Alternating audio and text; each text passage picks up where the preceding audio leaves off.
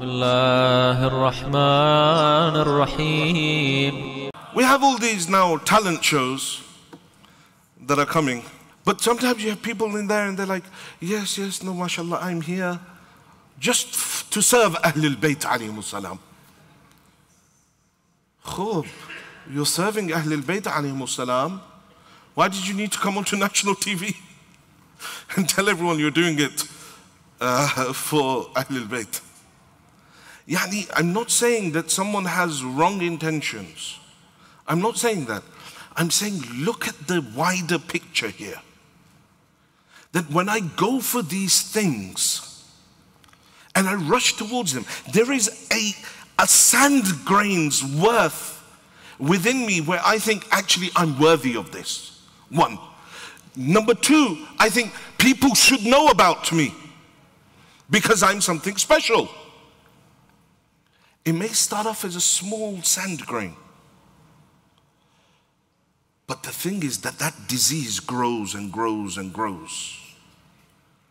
And so this idea, this culture that we have created, this celebrity culture, which is growing in Shias, we sort of create it, and we create the monsters, and then we're like, oh, why is he so arrogant?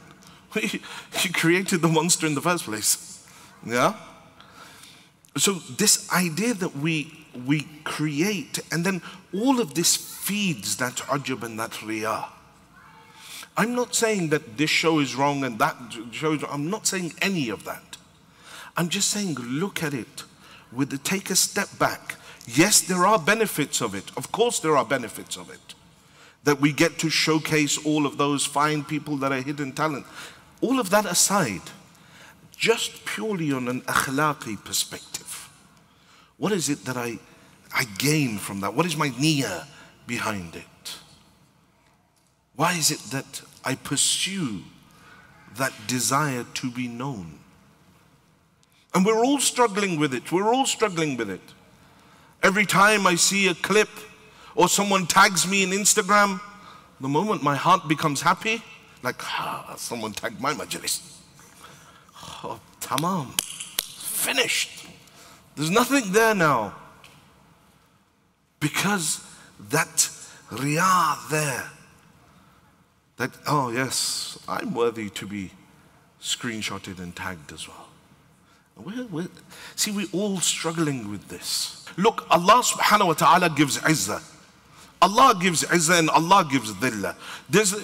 Whoever Allah gives izzah to, no matter how much you go against him, that person will never become zaleel. And the person who Allah makes zaleel, no matter how much you try and big them up, he'll never become aziz. And Allah subhanahu wa ta'ala makes people dear to the people. That is all on one side. Allah does it. And that is the karam that Allah subhanahu wa ta'ala does. But if at any point I begin to think that I'm worthy of it, that's where there's a problem. If my true intention is that I want to recite for Ahlul Bayt alayhimus salam, qurbatan ilallah, and that's true, then I push myself forward because I genuinely believe that I want to recite. And that's okay, that's good. And one who has that, Allah lifts them. Allah gives them izzah. Allah gives them that fame.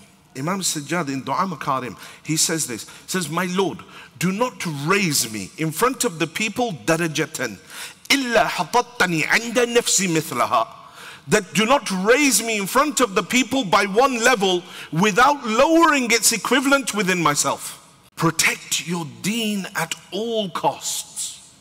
At all costs.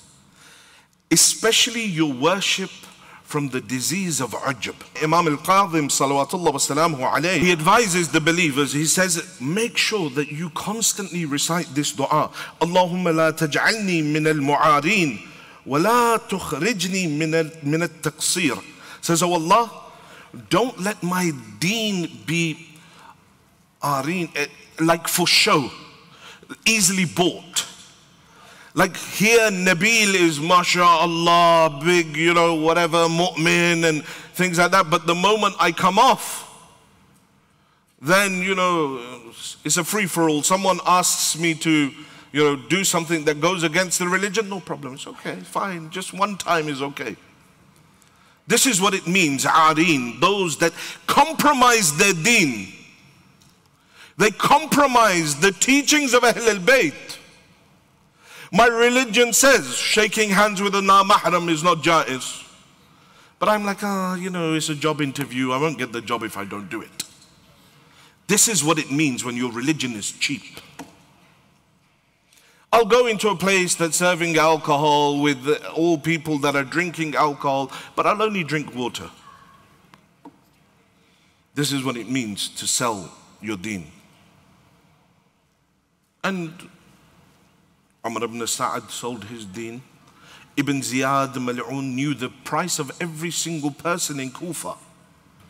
When he was given the names, he said, yes, for him 10 dirhams. One, he'll take 100. For him, Shuray Qadi, he'll need this much. And he'll sign a fatwa to say it's jaiz to kill Imam Hussein. Not just jaiz, it's ibadah. Says, oh Allah, don't make my religion something that is cheap, that I will sell. But the second part is more important. Do not ever let me think for a moment that the worship that I have done is in some way amazing. We have hadith that the malaika, they write down all of the good a'mal. Nabil recited majlis for Imam al-Hussein. Say, yeah, this was good. They stamp it, approved. They take it to Allah subhanahu wa ta'ala. He says, rejected. Ya Allah, why? He says, this has riyah in it. He wanted people to attend his majlis. He wanted people to cry in his masajid. He wanted for his own ego. He said what he said to appease people, because he knew that's what would make them happy. And so Allah says, rejected, get rid of it. And many people, Yawm al-Qiyamah, will come forward. Ya Allah, there's something wrong here. I had ziyarat, I had majalis, I had du'a kumail, I had salat al-layl, I had salah, all this. But here it just says like one salah in 2020, a ruku, not even a whole salah, and one sajda in 1997, and that's it, there's something wrong here. So no, nothing wrong. Those are the only times you had true khulus. It's the only time you had true khulus. The only time you really did something qurbatan ila Allah. So much riyah in what I do. اللهم صل على محمد وآل محمد